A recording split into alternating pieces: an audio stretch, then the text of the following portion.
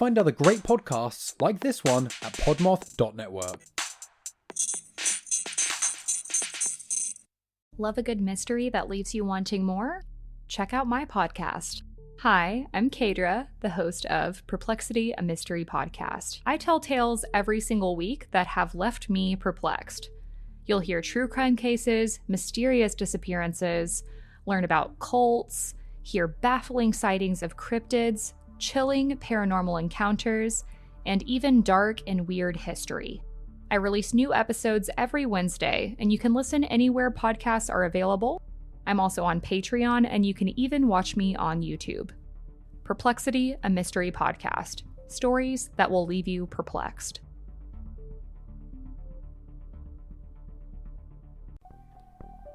Hey there, fellow true crime aficionados. We're the host of Bad Acts, a true crime podcast. I'm Danielle. And I'm Aaron. Join us every Thursday for twisted true crime tales of dark deeds and despicable people. We focus on lesser-known, unique stories with a new case each week. We've covered family annihilators, cannibals, revenge killings, killer kids, mysterious murders, survivor stories, and much more. We've even tackled stories of people who blamed zombies, vampires, ghosts, and voodoo for their bad acts. Of course, we know they're the only ones to blame. You can find us everywhere you get your podcast, or you can visit our website at badactspod.com.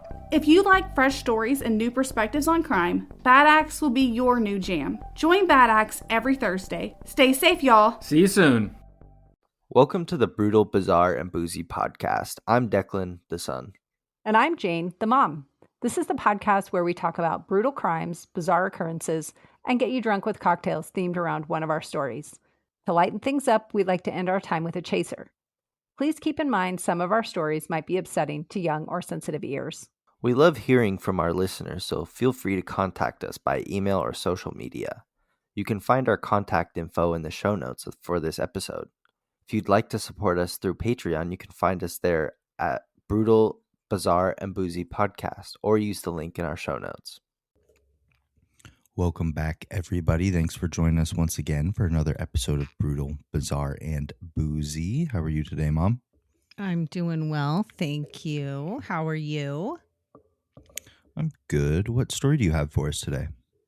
I'm going to be telling you about the Boca Raton Resort in Boca Raton, Florida, and how there might be some mysterious things happening there. Interesting. Yeah. What are you going to be telling us about? I am going to be talking about... Now, I've heard this name pronounced a couple different ways, but the most common I've heard is Jamal Khashoggi. Okay. Which I've heard the name a lot. I didn't really know the story, and I wish I didn't know the story now. Oh, okay. Yeah, yours is brutal, so it can't be good. Yeah, it's rough. But to go with it, I have the Hotel Nacional. To make it, you need 60 milliliters of Bacardi rum, 22.5 milliliters of pineapple juice, 7.5 milliliters of lime juice, 7.5 milliliters of simple syrup, and 15 milliliters of apricot liqueur. I think this is going to be tasty. I just used apricot syrup, but... Same. There's no way I was finding apricot liqueur. Yeah, that's a little tougher to come by, but let's give this a try. I don't like rum, so I'm a little skeptical if I will like this, but I like all the other stuff in it, and I like apricot. I think it shouldn't disappoint. Let's try it. I think you could leave out the simple syrup. It's a little too sweet on the palate for me. I think I went with a really cheap rum because I don't use it that often, so I didn't want to buy a whole bottle, and I think that might be why this tastes kind of gross to me. Just because Did you use Cruzan? It's kind of a... No, I used Monarch. Yeah. The shit that comes in like just an undescript glass bottle. It's actually a plastic bottle. I didn't realize it was a plastic bottle until I opened it and went, Oh, this is not going to be good. Nope. I would try this again without the cheap rum, and then I might like it. What kind of rum would you use? I don't know. I'd probably maybe a Bacardi. I don't know. I'd use. I don't know anything about rum, so I don't know what. Neither do I. I just know I don't. One. I don't typically like them, so I don't know. Well.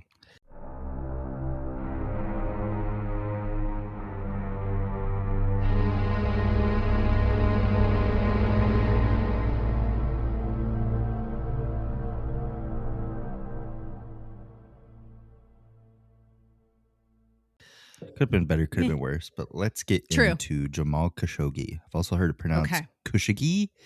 I'm going to call him Khashoggi because it's the easiest for me to pronounce. Sounds good. Jamal Ahmad Khashoggi was born in Medina on October 13th, 1958. His grandfather was Mohammed Khashoggi. His father was the king's personal physician. He was nephew of Anand Khashoggi, a Saudi businessman and arms dealer, and the first cousin of Dadi Fayed, who died with Princess Diana, whose father also says that MI6 killed him. But just to lay the guideline of this family, he's incorporated in the Saudi government because his father was the physician. And anyways, Khashoggi received his elementary and secondary education in Saudi Arabia and obtained a Bachelor's of Business Administration from Indiana State University in the United States in 1982.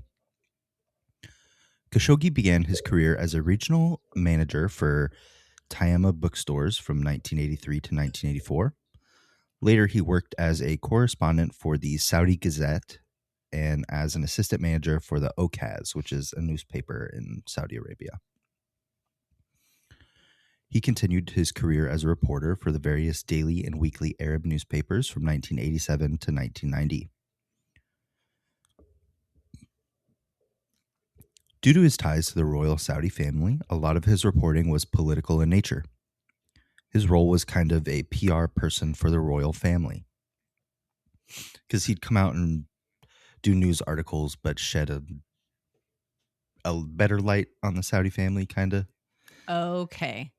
So he's their PR guy in the essentially news, yeah, making a nice little spin to make them look good. Yeah.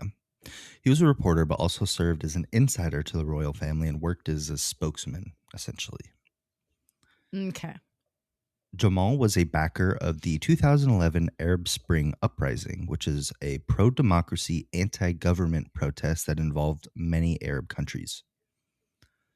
The royal families resisted this movement and in 2015 appointed Mohammed bin Salman as Crown Prince and Prime Minister of Saudi Arabia.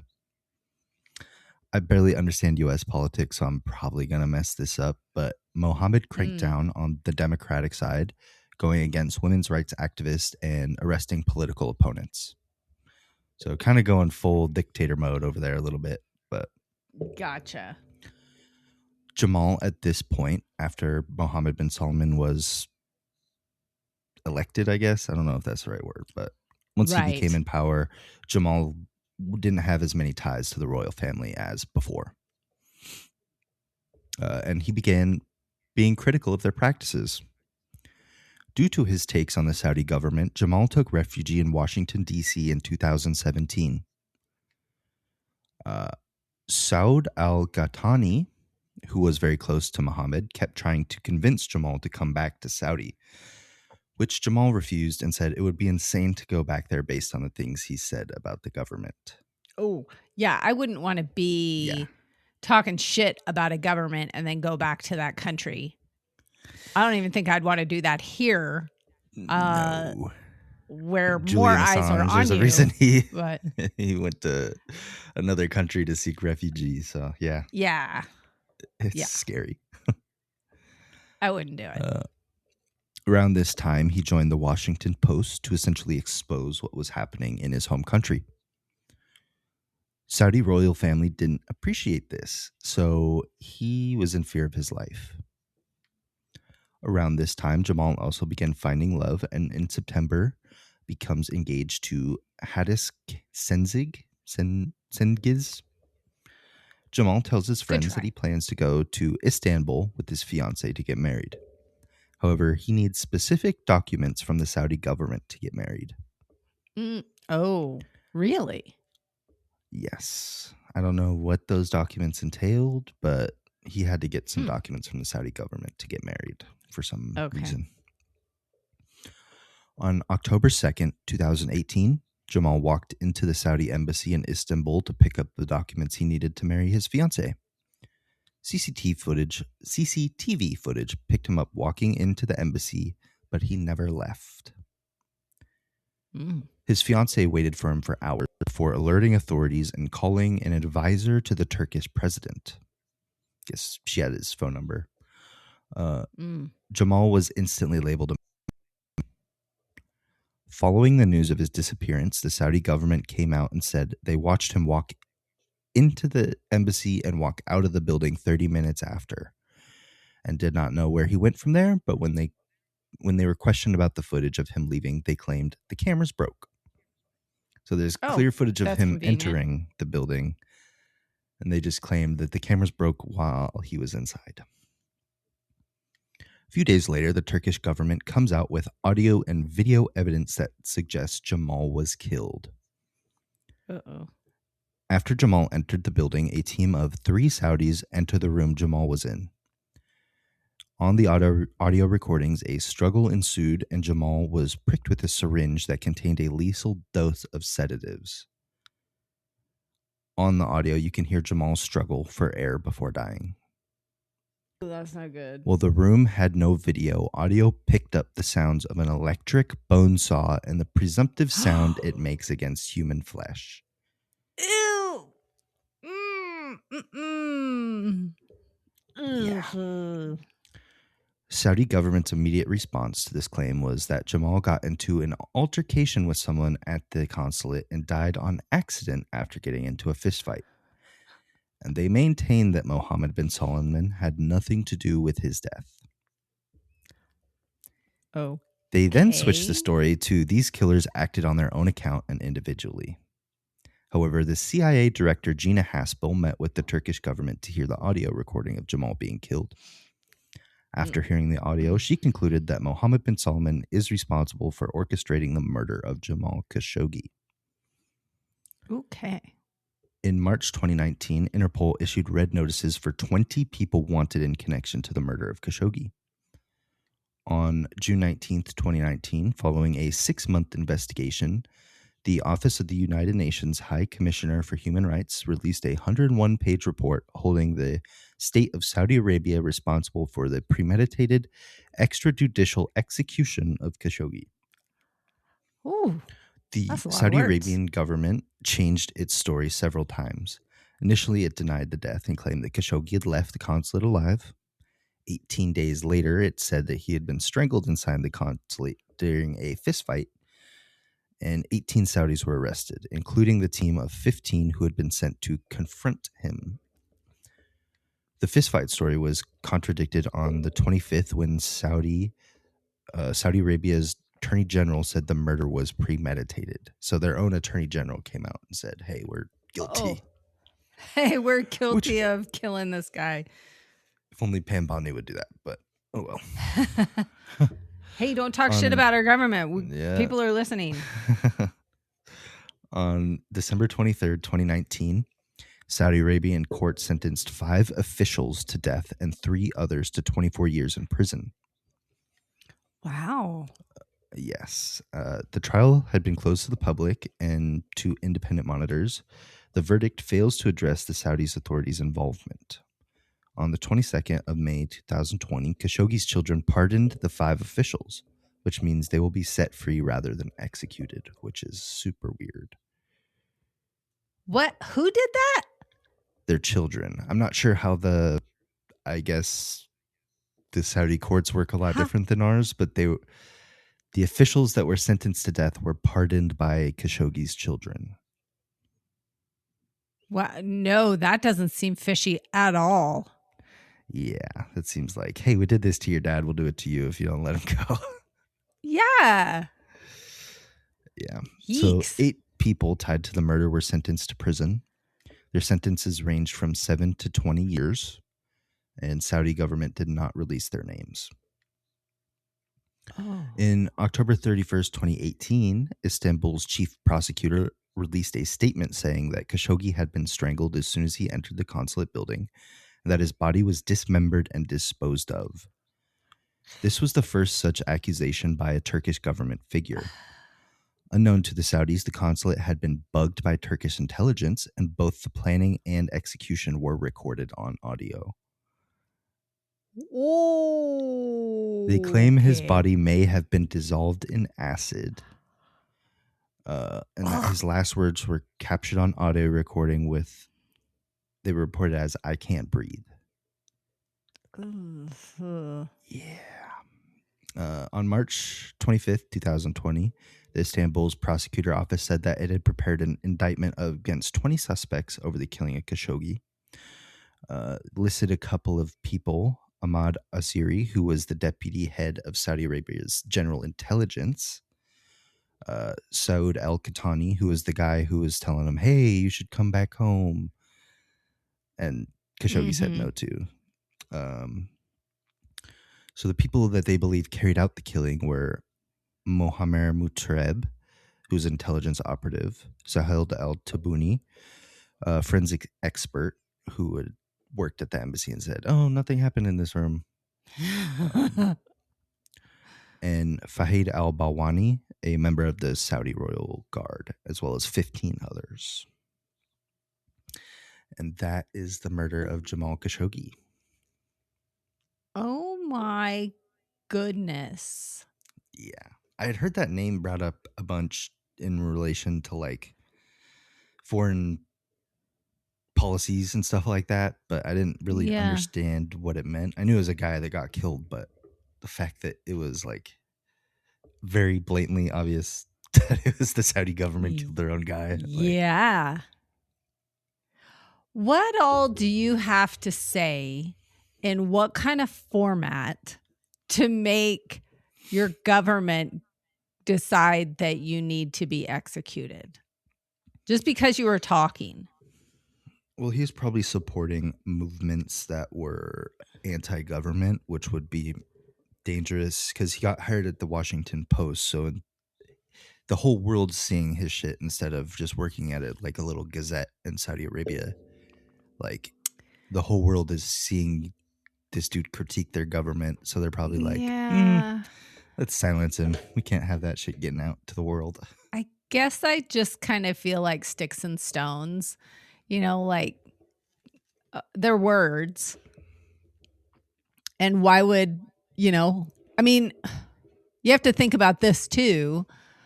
Okay, yeah, maybe he said some shit that made them look bad, but now they really, really look bad. If they got away with it, though, they wouldn't look bad, and then the people that are against them just disappear. So, I mean, if they got away, it could have been good for them, but they didn't, and they very obviously got caught. I don't know if they didn't bug that place, I don't think they would have ever found him. Like, oh, maybe not. Yeah, maybe because they had the very blatant audio recording of him being murdered and dismembered of. Yeah. Oh, God. Yes. Nasty. I don't like it. No. I don't like it.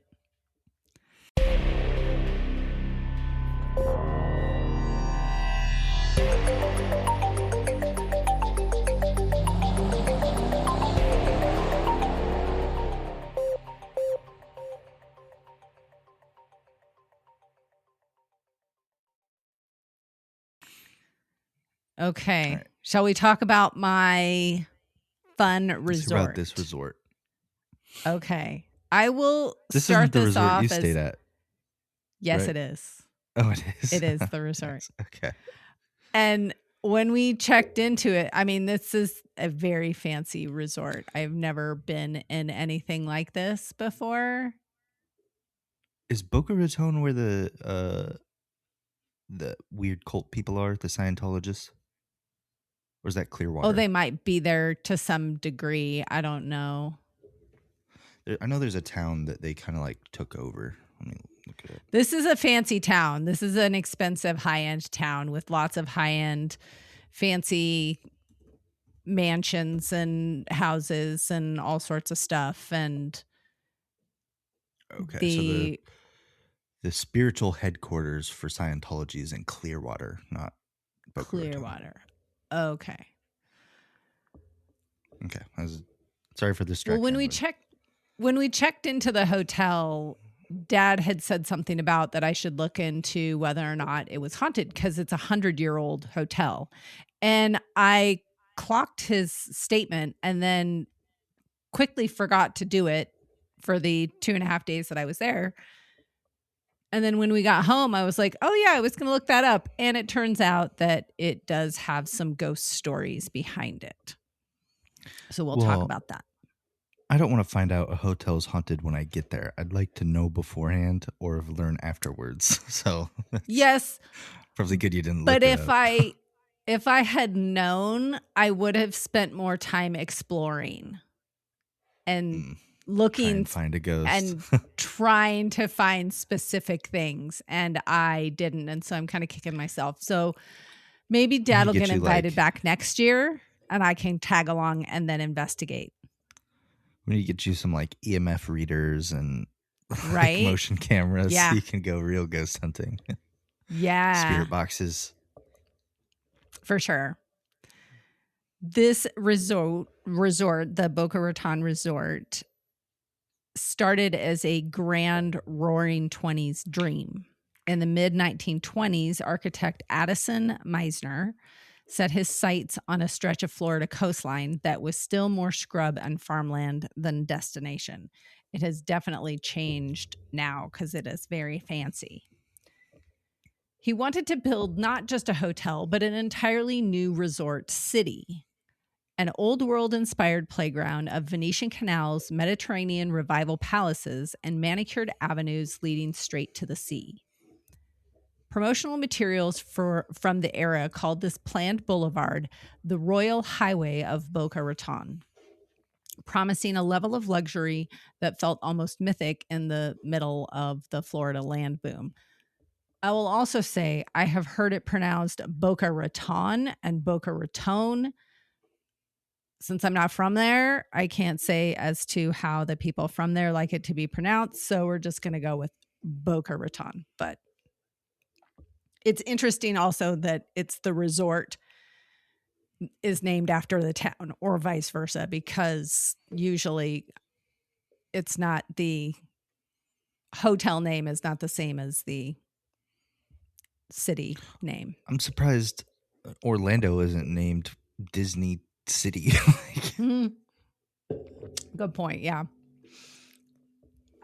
To make the dream feel tangible, Meisner needed a showpiece, not a model, not a pamphlet, but a real place where investors and socialites could see, taste, and touch the future he was selling. That showpiece became the Cloister Inn, a 100-room hotel built along the western shore of Lake Boca Raton, opened in February 1926. You stayed here? I'm looking at pictures of this place. This place looks crazy. It is crazy. The big when pool you look area at it, that's like it looks like river kind of. Yeah, there's a lazy river. So it's a lazy river? There's a lazy river at the pool. There's 2 separate pool areas. The one I'm looking at looks like the Amazon River, kind of. Like there's little islands, and maybe this is a different resort, but this place looks crazy. That might be. It says they Boca have. Raton. So there's the harbor side, which is where we stayed, and if you look at the Boca Raton Resort, there's a white kind of horseshoe-shaped building, and then there's a pink tower next to that, and it's on like a little bay. And then across the bay from that is a high-rise hotel on the beach, and that's their beach club. Both of those hotel sections are one with the Boca Raton Resort. And so you can take a shuttle or a water taxi between the two sides of the resort, and you can go and hang out at the beach, or you can hang out by the pool, or you can be on the harbor side, which is where we were. And I was too lazy to keep going back and forth. So we just went over, saw the beach side one time, and then went back because it was really windy when we were there. And I was like, I don't want to sit on the beach and just be sand blasted the whole time. So we didn't explore that area too much. The Cloister Inn became like the center part of the hotel of the Boca Raton Resort that has expanded in the last 100 years.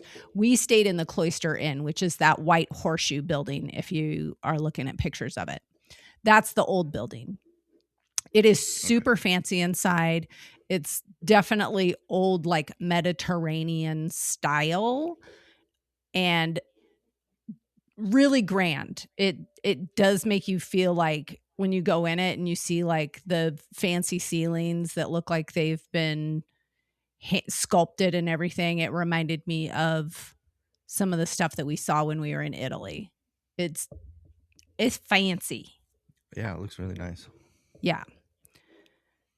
The hotel's first brochure billed it as the Ritz-Carlton Cloister, tying it to the prestige of the Ritz-Carlton name, even as Meisner and his backers raced to keep up with a Florida real estate bubble that was already beginning to wobble.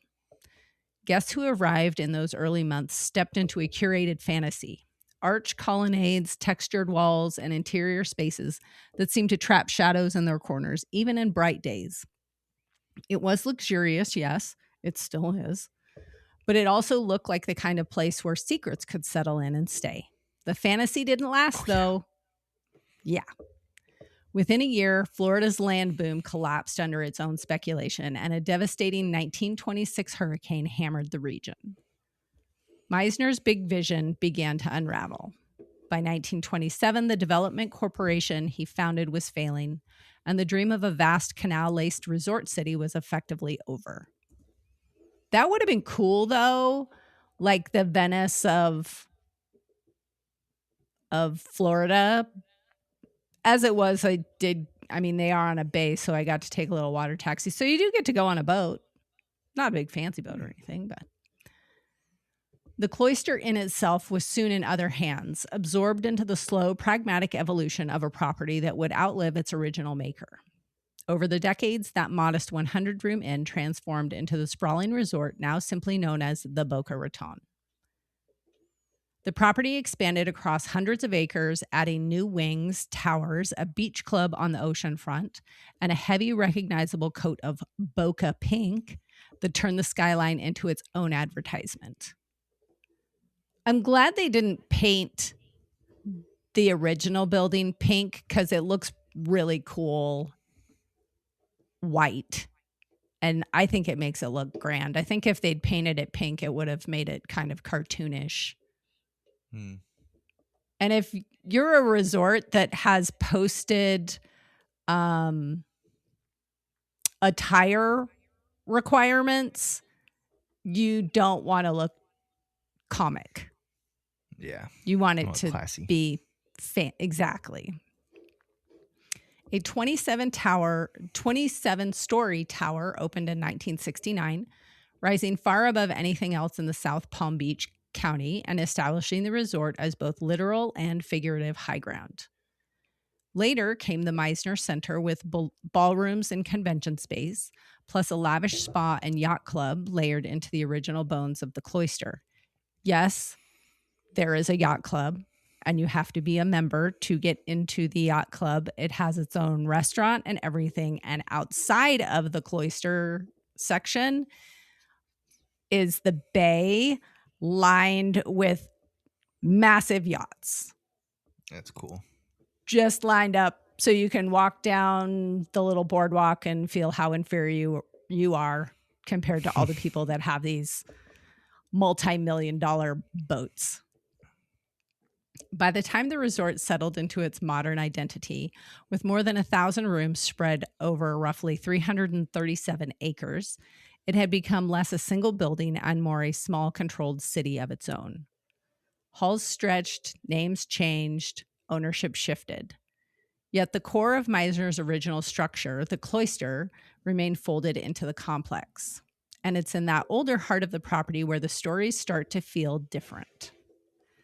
Where the past isn't just history, it's reportedly still walking around. According to local lore, the Boca Raton Resort is not populated solely by living guests and staff. Of course, because it's a very old hotel. Tucked into the narrative of its luxurious evolution is a ghost story that has persisted for decades. The tale of Esmeralda, the spectral maid of the cloister. Esmeralda is said... Just looking at this place, you could tell at least 10 mistresses have been murdered there. Oh, probably. Probably. What's really funny, we've told you a little bit about this. The funniest thing happened when we drove up because it's gated. It's a gated entrance and there's a security guard posted at the gate and you have to identify yourself and say, if you're a member or if you're a guest of the hotel. And so Dad's talking to the security lady and he goes, gives his name and she, says that we're checking in and she says, well, I hope you and your wife have a great visit with us. And he goes, this isn't my wife. This is my girlfriend. And you should have seen her face. It looked That's funny. She looked like she was going to have a hemorrhage out of her eyeballs. She goes, oh, I'm so sorry. And I'm just sitting there like, oh, you just ruined this woman's day. And he's like, no, she's my wife. I was just kidding. And she was like, I've been waiting for that to happen. I'm so embarrassed. So yeah, there's probably a few. That's funny. I will say, though, in my research of the resort, there's only Esmeralda is the one that is talked about. No, there are no other deep-seated stories. Yeah, the people were rich enough to make him go away. Yes, 100%. Yep. Esmeralda is described as a dedicated chambermaid. A woman who took pride in keeping rooms prepared, hallways orderly, and guests taken care of. Some versions of the story say she worked directly under Meisner's supervision, helping to maintain the image of seamless comfort he wanted his showpiece hotel to project. The turning point in her legend is a fire. Could you imagine if you worked a shitty job and you died and you got stuck working that shitty job for the rest of existence? It would be the worst. It would be terrifying. I've had shitty jobs for the rest of your life. Yeah. I have nightmares to this day about shitty jobs that I had before you were born and that I have to go back to them. And I'm like, why? Why am I having to go here again? It's awful. It's terrible. Anyway, in the ghost story version, a blaze broke out in the hotel in the 1920s. In the ensuing panic, Esmeralda either became trapped or chose to stay behind, trying to save guests or protect part of the property. She died on duty, and the building she had devoted her work to, those long, echoing hallways of the cloister, became her permanent territory. Here's where the story splits into history and haunting, though. When you go looking for records of that particular fire, there isn't one. One modern write-up on the resort's hauntings notes that the fire associated with Esmeralda appears to be unrecorded in the official history of the property. Another one, focused on Palm Beach County's haunted location, treats the fire as part of the lore, not a documented event. So in other words, Esmeralda's death lives in stories, but is not in any of the surviving ledgers or reports or anything written about the hotel. Whether there was a fire there or not, it's not written down anywhere, so I don't know. She just got too close to the grill? Oh. Maybe. Essentially, Esmeralda's death lives in stories, not in the surviving ledgers, like I said. But the lack of paperwork hasn't stopped people from experiencing something. Guests and staff have reported a presence in specific parts of the resort, especially in the cloister building and along the third floor hallways. According to one account dug up in a local haunted history blog, Esmeralda has been making her rounds there for more than 90 years, continuing the same work she did in life. People describe returning to their rooms to find items subtly rearranged, clothing moved, toiletries shifted, or personal belongings not quite where they left them. Some guests report experiencing a distinct smell of roses, with many attributing the smell to Esmeralda. In life, the story says that she was known for keeping flowers in hand and offering them to new arrivals as part of the hotel's hospitality, which nobody did for me. They did give me a bottle of water, but I didn't get a rose or any flowers. Okay, I don't think you can chalk up things moving in your hotel room to a ghost. That sounds more Right. like the maid needed to move your toothbrush to wash the sink or something. Yes. Is there sightings? And we did call for our room to be made up one day when I went to the gym, and they took a very long time cleaning it up. It was very, very thorough. And when I came back, the maid had, I'm going to say it was the maid and not Esmeralda. The maid had put these mats out on the bathroom vanity and had our toothbrushes and hair clips and hair ties and razor and stuff nicely set. Very, well, I don't know if she had a ruler, but it was like very linearly set up on these mats. And it was like, I don't know where the mats were to begin with, but she put all our shit on mats. So Do you guys tip your housekeepers? sometimes Or maid, I should say. we have, but this resort specifically tells you that they don't want you tipping because everything is already included in your price. I didn't know that was a thing until I heard someone talk about It it on a is. podcast, and I'm like, that makes sense to tip your housekeeper when you Yeah. leave a hotel. Like, just leave 10 or 20 on counter. And there's been occasional times where I've stayed in hotels and there is a tip envelope on the counter for the staff. Interesting. And there are very few times that I would feel like I got enough service to warrant giving a tip. I mean, I don't want to be an asshole, but At like a holiday, I am and they're very probably not doing the most. I don't They're want not to talk putting a about the mat out Holiday for Inn. your razor and shit.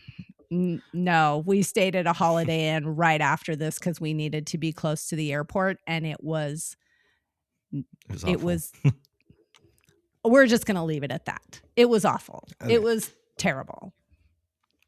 Back to our fancy resort story, because I would rather live there than at the Holiday Inn that we stayed at. A sudden, inexplicable scent of roses is often noted in the hallways and rooms where no fresh flowers are present. And that is her calling card because she was supposedly giving them out. Guests and staff report catching the smell briefly, sharply, as if someone had just walked past carrying a bouquet. Esmeralda is thought to still be doing turn-down service just on her own time and long after closing. Visitors speak of hearing footsteps along empty corridors, particularly at night, pacing past their doors with the cadence of someone in a familiar route. In at least one firsthand account, a guest who had been visiting the hotel since childhood described hearing giggles or laughter outside in the early morning hours. A playful human, but without anyone visibly present to be making that sound. The same account mentions unexplained knocking from showers and walls, noises that echo strangely in a building already famous for its cavernous interior spaces. A few versions of the story expand the tragedy. One guest report claims that a little girl died along with a maid in an early 1920s fire, tying juvenile laughter and high-pitched sounds directly into the haunting. The details vary, but the emotional core remains the same. A sense of unfinished business, of routines that didn't stop just because the life did. If Esmeralda is the working heart of the resort's ghost stories, Addison Meisner, the hauntings patron saint, is also present. Some modern retellings of the resort's history describe two spirits walking its halls, both Esmeralda and Addison Meisner. In this version, Meisner didn't entirely leave when bankruptcy, hurricanes, and changing fortunes pushed control of his dreams out of his hands. Instead, the story goes, he remained anchored to the resort that actually came to life, the one part of his grand design that survived and flourished. Accounts describe a spectral architect still patrolling the halls of the Boca Raton resort, checking in on what was meant to be his crowning achievement. Unlike more malevolent hauntings, Meisner's presence is not painted as threatening. One source notes that despite his complicated and often negative business history with the hotel, his spirit is never described as being aggressive or malevolent. It's more like an imprint, a memory soaked into the walls of the buildings he created. Essentially, it's more like a psychic residue and less of a literal ghost. Beyond these individual figures, the Boca Raton Resort shows up regularly on lists of haunted locations in Palm Beach County. Taken together, these stories create a layered portrait of the Boca Raton as a place where past and present don't stay neatly separated. And we were on the third floor of the Cloister building. And I don't know why it's described regularly as echoing. I would say yes, maybe the lobby echoes a little, but the hall that we were down, very well carpeted, and you couldn't hear anything. We did not hear anyone walking down the hallways. It was quiet. But I also didn't smell roses anywhere. So I would have walked around more trying to sniff for roses if I had read all of this stuff before, but I did not. So maybe I'll go back next year. Yeah, you'll have to bring ghost hunter equipment with you next time. Yes, I'll get some stuff.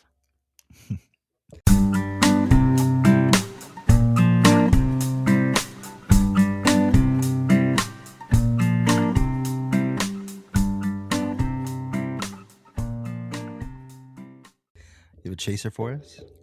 I do have a chaser. It is a book recommendation. Ooh. The book is Craig and Fred by Craig Grossi. It is the story of a Marine who was in Afghanistan, and he met a little stray dog there. And the story of Craig and Fred is about how he befriended this dog and the dog befriended him.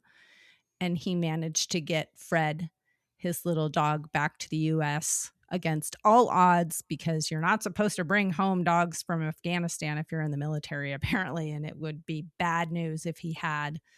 But he was still able to get this little dog home. And Fred lived with him a very good, long life. And the book is incredible and talks about how the whole situation happened and unfolded. And it made me cry several times because it's just so sweet and adorable, and it was a really good book. I listened to it on audiobook, and the author Craig Grossi read the book, so that made it even more cry-worthy for me, thinking about him talking about his little doggy.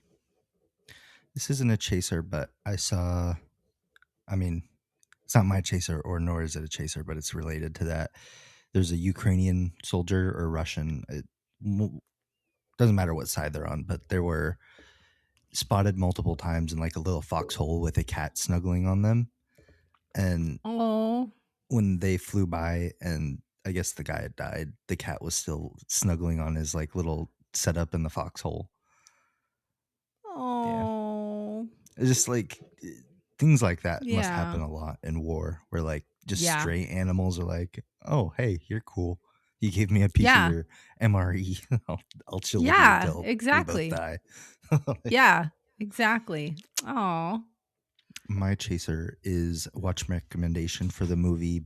What the fuck? For the movie Begonia. Begonia. With Emma Okay. Stone and I forget the other guy's name. But essentially these two, well, one conspiracy theorist and his cousin are convinced that this CEO lady of a drug company is an alien.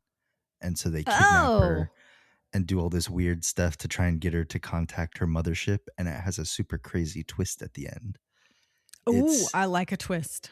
Okay. Yeah, it's a really good watch. No I saw spoiler. it because this comedian Stavros was in it. And so I was like, Oh, I'll just watch it for Okay. that. But it turned out to be a really good movie. I've seen the thumbnail of it pop up on Where Emma different Stone is covered in platforms. like lotion and bald. I just remember, like, I want to say the thumbnail was like pink and swirling or something. I don't know. It I had don't like remember. it's like a pinkish font with like a 70s style font Okay. with like kind Yeah. of swirly bubble letters type deal. Yeah. It's a good watch though. It looked, just based on the thumbnail, I thought it was going to be like a girly, like I thought so too. I didn't have high hopes, but one it of turned those out to be kind of really things. good. Okay. It's a little All bit of a right, slow I'll give it a shot. burner, but it's good. Okay. I trust you. You know what I like to Yes. watch. Yes, I think you guys would like that. All right. Okay. Well, We'll check it out. thanks for joining us for another episode of Brutal, Bizarre, and Boozy. Go ahead and check us out on Instagram, Patreon, Spotify. Give us a little rating, All a those review. places. Yes. All right, let We me know. haven't had a review on Apple Podcasts for a while. So if anybody wants to do that, we'll give you a gigantic shout out Yeah, on an upcoming episode. absolutely. All right. Love you, bud. Love you too. Bye. Hey, friends. Thank you for supporting our podcast. Please share our show with your brutal and bizarre friends. Give us a boozy follow on your favorite podcast platform. If you're feeling extra generous, we'd appreciate a 5-star rating or review as well. But maybe do that sober so all the letters are in the right place. You can find all our contact information in the show notes. We love hearing from you, and if you're interested in helping us stock the bar for our future boozy episodes, you can find our Patreon link in the show notes as well.